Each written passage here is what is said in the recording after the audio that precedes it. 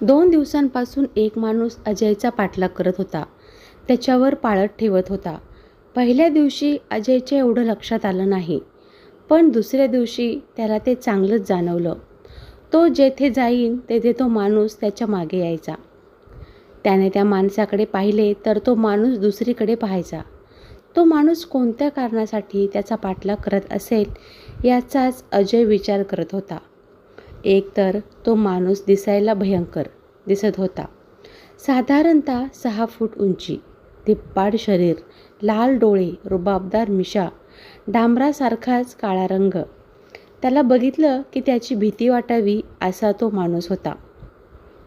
काल रात्री तर तो अजयच्या घरापर्यंत त्याच्या मागे मागे आला होता. अजयने घरात जाऊन खिडकीतून पाहिलं होतं. त्याचं घर बघून तो माणूस परत चालला होता. त्या रात्री अजयला कसलीच झोप लागली नाही. घरी सांगावं तर घरचे काळजीत पडतील म्हणून तो घरीही काहीच बोलला नाही. पण त्याच्या मनात भीतीने जागा घेतली. तो माणूस कशामुळे पाठलाग करत असेल याचा तो मनाशी तर्क बांधत होता. काही दिवसात आपले कुणाबरोबर भांडण झालं आहे का हे आठवत होता. पण त्याचे कुणाबरोबरच भांडण झाले नव्हते. कदाचित त्याच्या गळ्यातील सोन्याचं लॉकेट, हातातील अंगठ्या यामुळे तर तो पाठलाग करत नसेल ना. या विचारानं त्यानं लॉकेट व अंगठ्या काढून कपाटामध्ये ठेवून दिल्या. त्या माणसाची देहयष्टी पाहून माझा पाठलाग का करतोस म्हणून त्या माणसाला विचारायची हिंमत अजयला नव्हती झाली. तो माणूस अजयची पूर्ण माहिती काढत होता. अजय कुठे जातो, काय करतो ही सर्व माहिती बहुतेक त्याने काढली होती. आज जर तो माणूस मागे आला तर पोलिसात त्याचं नाव सांगावं असं अजयने मनोमन ठरवलं होतं. अजय घराबाहेर पडला तेव्हा त्याचा जवळचा मित्र राजा त्याला दिसला. त्याला अजयने तो माणूस त्याचा पाठलाग करत असल्याचं सांगितलं. मग दोघांनी मिळून एक योजना आखली. बस स्टँडजवळ अजय आणि त्याचे 2 मित्र थांबणार. तो पाठलाग करणारा माणूस आला की अजय गणूच्या हॉटेलकडे चालत निघणार. आपसुकच तो माणूस अजयचा पाठलाग करत हॉटेलकडे येणार. अजय पुढे, त्याच्या मागे तो माणूस आणि त्याच्या मागे अजयचे 2 मित्र असणार. हॉटेलजवळच पोलीस स्टेशन आहे. हॉटेलवर बरेच मित्र बसलेले असतात. हॉटेलजवळ येताच अजयने मित्रांना इशाराने तो माणूस दाखवायचा. मग सगळ्या मित्रांनी त्याला घेरावं घालून धरायचं. पाठलाग का करतोस म्हणून जाब विचारायचा. नाही सांगितलं तर चांगला चोप देऊन पोलिसांच्या हवाली करायचा. अशी योजना त्यांनी आखली होती. ठरल्याप्रमाणे अजय त्या माणसाची वाट पाहत उभा होता. बराच वेळ वाट पाहिली पण तो माणूस आलाच नाही. शेवटी कंटाळून सगळेजण आपापल्या घराकडे निघाले. अजय मागे वळून पाहत होता पण तो माणूस काही त्याला दिसला नाही. तो माणूस आज अजयच्या पाठीमागे नव्हता. तरी त्याच्या मनात त्या अज्ञात माणसाविषयी भीती बसली होती. त्यानं 2 दिवस अजयच्या हालचालीचं बारकाईनं निरीक्षण केलं होतं. त्यानं अजयचं घरसुद्धा पाहिलं होतं. कदाचित तो चोर असला तर आज रात्री तो आणि त्याचे काही साथीदार अजयच्या घरी चोरीस येण्याची शक्यताही होती. अजयला काय करावं काही सुचत नव्हतं. तो घरी आला. घरातील सर्वजण जेवायला बसले. अजयचं मन कशातच लागत नव्हतं. तेवढ्यात अजयची आई म्हणाली, आम्ही 5 दिवसापूर्वी एका लग्नाला गेलो होतो ना. तिचं बोलणं अर्धवटच तोडून अजय म्हणाला, माहीत आहे. तर तुला एक मुलगी पाहिली. खूपच सुंदर आहे मुलगी. शांत आणि सुलक्षणी वाटत होती. आई म्हणाली. लग्नाचा विचार काढल्यामुळं अजयच्या मनातील भीती कुठल्या कुठे पळून गेली. आई परत म्हणाली, आम्ही बघितलीच आहे. मुलगी आम्हाला पसंत आहे. आत्ताच पाहुण्यांचा फोन आला होता. पाहुण्यांनी तुला उद्याच मुलगी पाहायला बोलावलं आहे. तर तू एखादा मित्र सोबत घेऊन जा मुलगी पाहायला. अजय मनातल्या मनात लाजला, पण तसं न दाखवता तो हो म्हणाला. जेवण झाल्यावर त्यानं न राहवून मोठ्या भावाला पाठलाग करणाऱ्या माणसाविषयी सांगितलं. तर त्यावर खबरदारी म्हणून अजय व त्याचे 3-4 मित्र अजयच्या खोलीमध्येच झोपले. पण सुदैवाने चोर आले नाहीत. कदाचित त्यांना 4-5 जण वरती झोपलेलं कळालं असेल, म्हणून ते आले नसतील. अजयनं दाढी कालच दुपारी केली होती, म्हणून करण्याची गरज नव्हती. त्याचे केस पण जास्त वाढलेले नव्हते. अजयच्या आईनं सकाळी चांगले हातपाय घासून त्याला अंघोळ घातली. त्याच्या हातापायांचे नख वाढलेले होते. आईनं त्याला नख कापायला सांगितले. म्हणाली, पाहुणे पायाच्या बोटापासून ते डोक्याच्या केसापर्यंत न्याहाळत असतात, त्यामुळे आपण आपलं नीटनेटकं जावं बाबा. घरातून बाहेर पडेपर्यंत ती त्याला कसं वागायचं, कसं बोलायचं याबाबत सूचना करत होती. अजयने आईवडिलांच्या पाया पडून देवघरातल्या देवांना नमस्कार केला आणि तो घराबाहेर पडला. अजय राजाला घेऊन मोटरसायकलवर पाहुण्यांच्या गावाकडे निघाला. नुकताच पावसाळा संपून हिवाळ्याची चाहूल लागली होती. थंडगार वारं अंगाला झोंबत होतं. सगळीकडे हिरवंगार दिसत होतं. रस्त्याच्या बाजूची हिरवीगार शेतं, हिरवी हिरवी डोंगर, डोंगराच्या कड्या कपाऱ्यातून वाहणारे सुंदर निखळ झरे मनाला प्रसन्न करत होते. अजयच्या मनात आलं, मुलीच्या गावाकडचा परिसर तर सुंदर आहे. आई म्हणते तशी मुलगी सुंदर असली म्हणजे झालं. ते त्या परिसरात नवीन होते, त्यामुळे गुगल मॅपच्या सहाय्याने गाव शोधत होते. गाव जवळजवळ आलं होतं. गावाच्या अलीकडे एक चहाचं साधं हॉटेल होतं.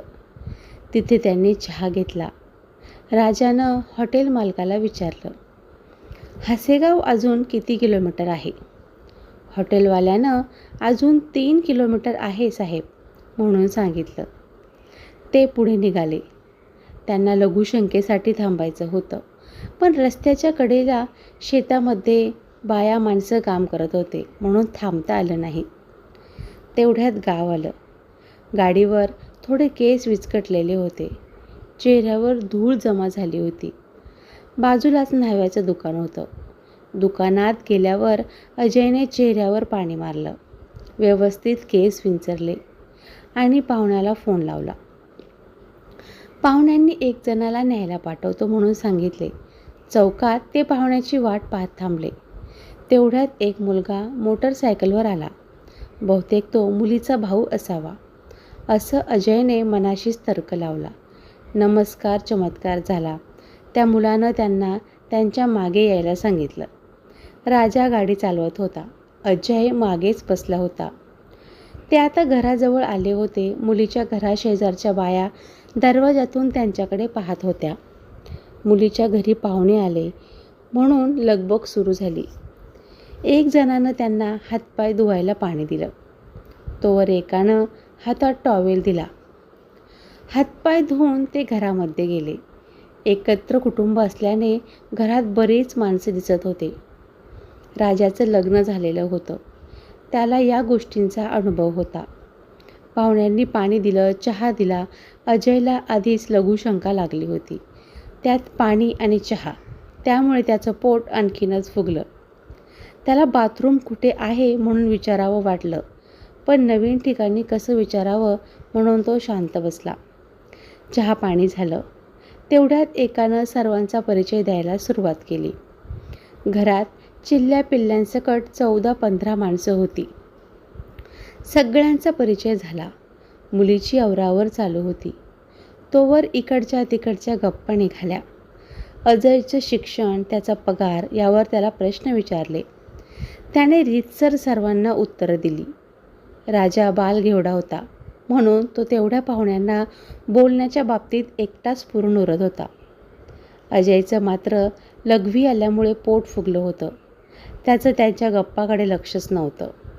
साधारणतः 10 मिनिटांनी मुलीच्या आईने मुलीच्या वडिलांना बोलावले. त्याच्या आतमध्ये काहीतरी बोलणं झालं.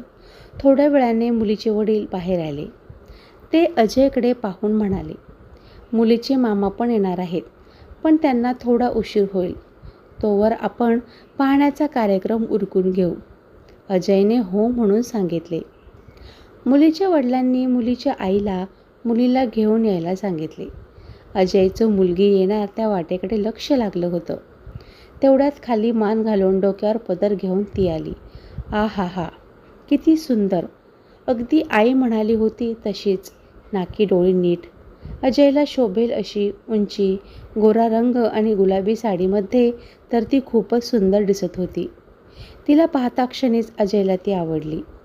तिला तसंच डोळ्यात साठवून ठेवावं असं त्याला वाटत होतं, पण काहीजण त्याच्याकडे बघत होते. त्यामुळे त्याला त्याच्याकडे कोणी पाहत तर नाही ना याची खात्री करूनच चोरून तिच्याकडे पाहावं लागत होतं. मुलीच्या काकांनी तिला खाली बसायला सांगितलं. ती खाली मान घालून बसली. तिचे काका अजय राजाकडे पाहत होते. विचारा, तुम्हाला काही विचारायचं असेल तर, राजा प्रश्न विचारू लागला. नाव? तिनं पूर्ण नाव सांगितलं. शिक्षण? BSc. स्वयंपाक येतो का? हो. असे प्राथमिक स्वरूपाचे बरेच प्रश्न विचारले. तिच्या आईने सांगितले, ब्युटी पार्लरचा कोर्स, MSc शिवण क्लास, टायपिंग हे सगळं झालं आहे आणि स्वयंपाक पण खूप छान बनवते आमची सोनी. अजयने मांडव लावली. प्रश्न उत्तर पाहण्याचा कार्यक्रम झाला. मुलीला आतमध्ये जायला सांगितले. काकांनी परत मुलीच्या मामाला फोन लावला. मामाची गाडी पंक्चर झाली होती म्हणून त्यांनी जेवण करून घ्या, मी येतोच म्हणून सांगितलं. आधीच अजयचं पोट जाम झालं होतं, त्यामुळे त्याला जेवणाची मुळीच इच्छा नव्हती, पण जेवावंच लागणार होतं. अजय जरा लाजाळूच होता, म्हणून तो मुद्दामच भिंतीच्या कोपऱ्यात बसला होता. त्याच्या उजव्या बाजूला भिंत, डावीकडून राजा आणि त्याच्या बाजूला व समोर पाहुणे बसले होते. सुरुवातीलाच ताट गच्च भरून आलं. अजय ताटातील पदार्थ कमी करा म्हणून पाहुण्यांना विनंती करत होता, पण त्याचं कोणीच ऐकलं नाही. आता त्याला बळबळ खावंच लागणार होतं. अजयनं इकडं तिकडं पाहिलं, कोणी बघत नाही याची खात्री करून पटकन एक पोळी राजाच्या ताटात टाकली. तेवढ्यात मुलीची चुलती आली. तिनं अजयच्या ताटात पाहिलं. त्यांना वाटलं त्यांनी लगेच एक पोळी संपवली म्हणजे त्याला खूपच भूक लागली आहे असा समज होऊन त्यांनी आणखी एक पोळी अजयच्या ताटात वाढली. त्याचं पोट आधीच गच्च झालं होतं. त्यानं वेडवाकडं तोंड करून राजाकडे पाहिलं. राजानं डोळ्यांनीच इशारा केला. आता माझ्या ताटात टाकून बघ. राजा दिसायला धिप्पाड होता. खायला पण अजयपेक्षा डबलच खायचा. तो नको म्हणतोय म्हटल्यावर अजयचा नाईलाज झाला. तरीही अजयने राजाला इशाऱ्यानेच खुणावलं. अर्धी तरी घे. राजाने पुन्हा नकारार्थक मान हलवली. अजय बळबळ टाकणार होता, पण अजयच्या लक्षात आलं, राजा खूप आडमुठा आहे. त्याला राग आल्यावर स्थळ काळ कशाचंच भान राहत नाही. जर आपण त्याच्या ताटात पोळी टाकली तर तो सगळ्या पाहुण्यात आपल्याला खवळल्याशिवाय राहणार नाही. त्यामुळे अजयला गुपचूप ती पोळी खाणं भागच होतं. दुसऱ्याचे 3-4 घास झाले की अजय एकच घास खात होता. ताटातलं संपलं की परत वाढू नये म्हणून अजय ज्या कोपऱ्यात जेवायला बसला होता, ज्या भिंतीला टेकून बसला होता, त्या भिंतीवरून लाल मुंग्यांची लाईन जात होती. त्या मुंग्यांच्या लाईनकडे त्याचे लक्ष नव्हते. त्याच्या पाठीने काही मुंग्या चिरडल्या गेल्या. त्यामुळे मुंग्यांची रांग विस्कळीत झाली. मुंग्या त्याच्या अंगावर चढल्या.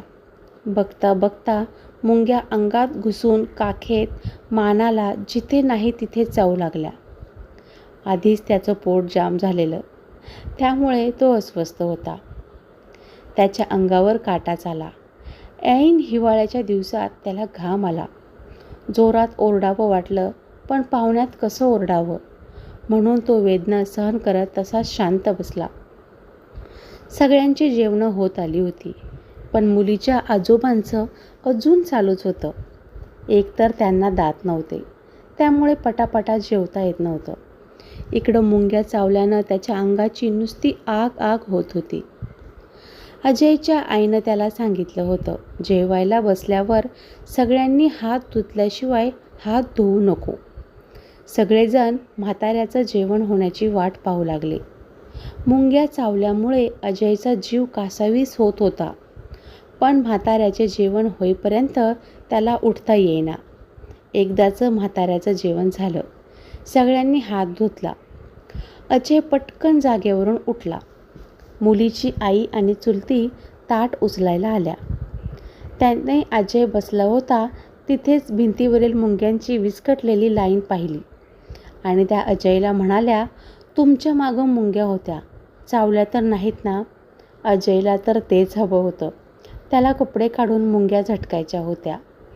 तो म्हणाला, चावल्या ना, अंगात घुसल्यात वाटतं. तेवढ्यात मुलीच्या चुलत्यानं लगबगीने अजयला व राजाला बाजूच्या खोलीत नेलं. अजयने पटकन पॅन्ट शर्ट काढून कपडे चांगले झटकले. राजानं त्याच्या पाठीवर असलेल्या 2-3 मुंग्या काढल्या. मुंग्या चावून गेल्या तरी त्याच्या अंगाची आग होत होती. त्याच्या अंगावर चांगल्या गुदी आल्या होत्या. परत कपडे घालून ते पुढील खोलीमध्ये आले. अजयच्या आईने अजयची व मुलीची उंची बघण्यासाठी दोघांना जवळजवळ उभं करून एक फोटो घेण्यासाठी राजाला सांगितले होते. राजानं मुलीच्या वडिलांना विचारलं, दोघांचा एक फोटो घेतला तर चालेल का? मुलीच्या वडिलांनी होकार दिला. राजानं दोघांना जवळ उभं राहायला सांगितले. तरी दोघे जवळजवळ एकमेकांपासून 1.5 हात अंतर ठेवून उभे राहिले. राजानं त्यांना आणखी जवळ यायला सांगितलं.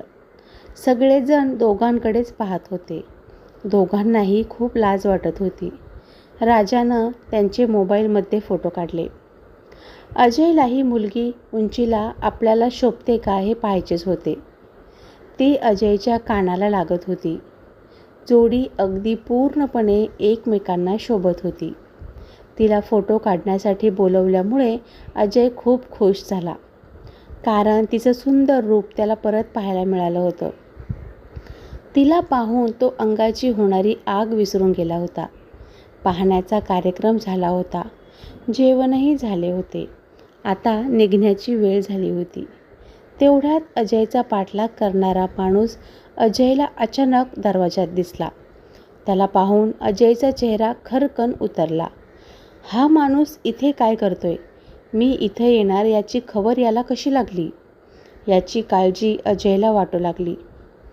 त्या माणसाच्या मागे एक बाई पण आली होती. तेवढ्यात त्यानेच अजयला नमस्कार केला. अजयनेही त्याला नमस्कार केला. मुलीच्या चुलत्याने ओळख करून दिली. हे मुलीचे मामा नारायणराव भुजंगे, निवृत्त पोलीस निरीक्षक आहेत.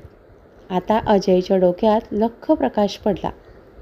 हा माणूस त्याचा पाठलाग का करत होता ते? कारण त्याला त्याची भाची अजयला द्यायची होती. मग अजय काय करतो? त्याला कोणतं व्यसन आहे का? त्याचं घरदार कसं आहे? याबाबत माहिती मिळवूनच मामांनी मुलीच्या घरच्यांना अजयच्या घरी फोन करायला लावून मुलगी पाहायला अजयला पाठवण्यासाठी सांगितलं होतं. पाठलाग करताना भयानक वाटणारा व्यक्ती अजयशी हसून गप्पा मारत होता. बाहेर आल्यावर अजयनं राजाला सांगितलं, हाच तो पाठलाग करणारा माणूस. राजा हसून म्हणाला, बरं झालं मामांनी त्या दिवशी पाठलाग सोडला, नाहीतर आपल्या मित्रांनी उगाचच चोपून काढला असता. राजा गाडी चालवत होता. अजय मागे बसला होता. आता त्याला पाठलाग कोण करतो, कशासाठी करतो याचं उत्तर मिळालं होतं. सोबतच सुंदर, मनमोहक, हुशार मुलगी बायको म्हणून मिळणार होती. तो तिच्यातच हरवून गेला होता. मित्रांनो, कशी वाटली कथा? आवडली असेल तर लाईक करा. धन्यवाद.